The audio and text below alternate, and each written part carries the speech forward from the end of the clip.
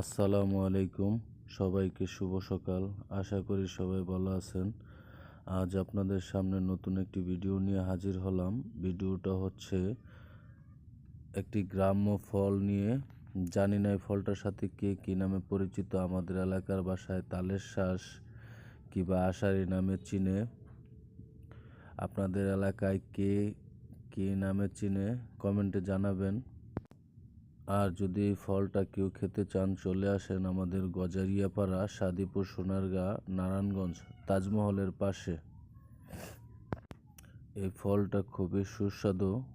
এই ফলটা প্রতি বছরে একবার করে আসে। এই ফলটা আমার কাছে খেতে খুবই ভালো লাগে। কার কাছে কেমন লাগে অবশ্যই জানাবেন।